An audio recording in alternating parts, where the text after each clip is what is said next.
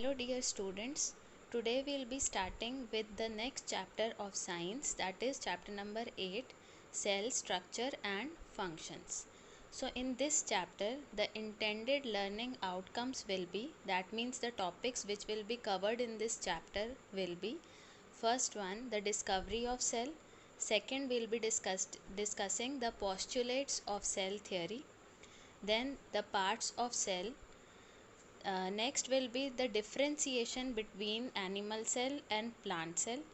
Then the next we will be discussing functions of cell organelles, that means the parts of cell which are present in the cell. We will be discussing their functions. Next will be the importance of cell division.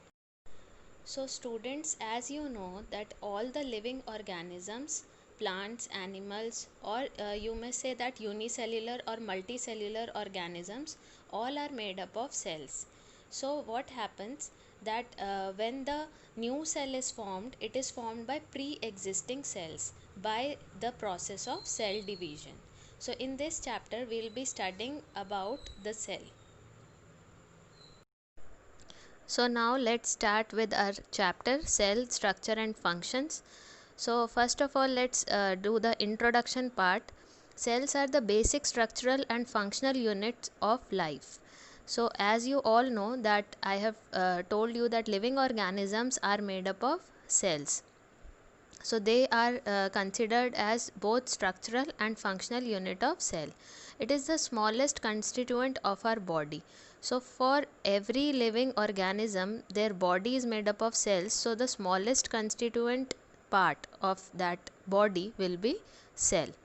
Now when cells forms a group, they form tissue. That means tissue is a group of cells that are specialized to perform a similar function, make up a tissue. That means if a particular function is being performed by a group of cells, then that group of cells is known as tissue. Now you can see here that cells, when they combine, they form tissues. Tissues, when they combine, they form organs combine to form a system which is known as organ system, and then the complete organism is formed. So what happens in unicellular organisms, only single cell is there. So all the function is performed by that single cell. But in multicellular organisms, cells forms tissues, and tissues they form organ. Then organ will form a particular organ system. For example, if we are talking about digestive system, respiratory system, so different organs are there. So that system will be formed, and that whole complete system will give rise to the organism. Now we shall study about the discovery of cell. Cells were discovered by Robert Hooke. Robert Hooke is the name of scientist, and in 1665 he observed the cork cells under his microscope.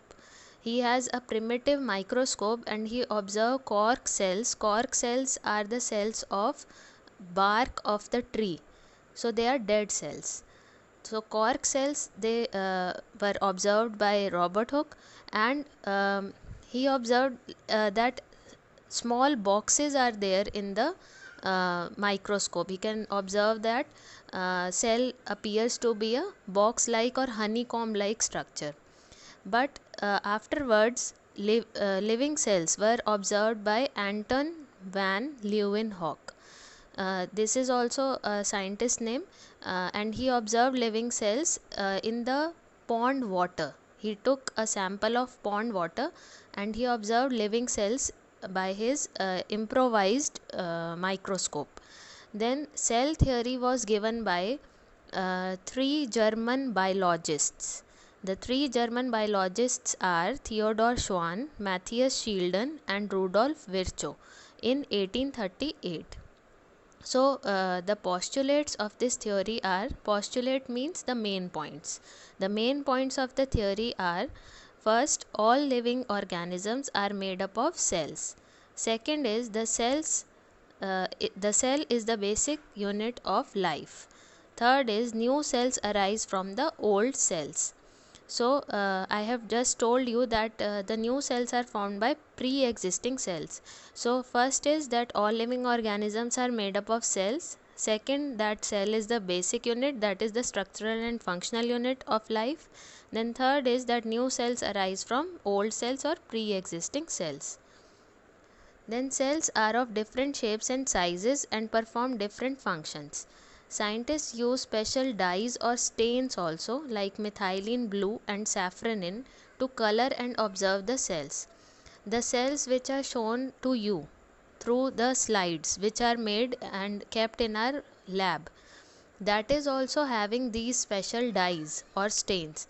Methylene blue is blue in color and safranin is pink in color. So we can observe the cells because cells do not have any color. So as they are colorless, we cannot observe them under microscope properly. So first we stain them with the help of special dyes. So example is methylene blue and safranin.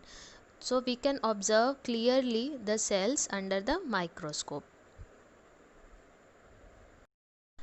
Now, on the basis of number of cells, organisms are of two types, which we have discussed before also, unicellular and multicellular.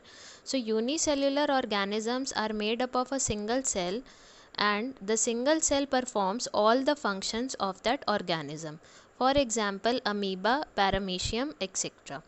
Then multicellular organisms are those which are made up of more than one cell, that means many cells, and they perform different functions. That means different cells will perform different functions, or you can say that group of cells, that is tissue, they perform special type of or different types of functions.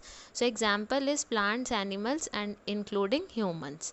So as you know about humans, that we are having different organs also, we have organ system also, and as a result we are having different kinds and shapes of cells that perform different functions. Here you can see in the picture, in first figure it is Hooke's microscope. These pictures are given in your book also. That is Robert Hooke. He used primitive microscope, that is given in the picture. And second one is modern microscope, which are present in the labs, biolabs, and we are also having in our school.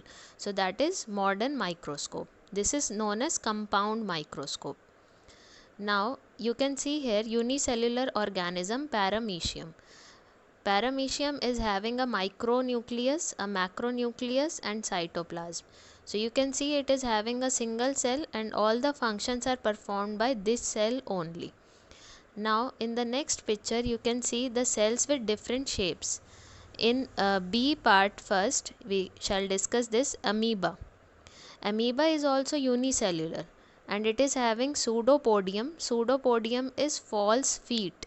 False feet is used to catch the food and for movement, and it is having a nucleus. So all the functions are performed by this cell only. In the A part, the diagram, it is showing nerve cell. Nerve cell is the longest cell in our body. It is present in brain and it carries nerve impulses by which we can work. That means our body works. So the cells are of different shapes and sizes. The largest cell, the largest single cell if we talk about, that is ostrich egg. It is single cell and it is largest. So here different shapes and sizes can be present in different cells and different organisms.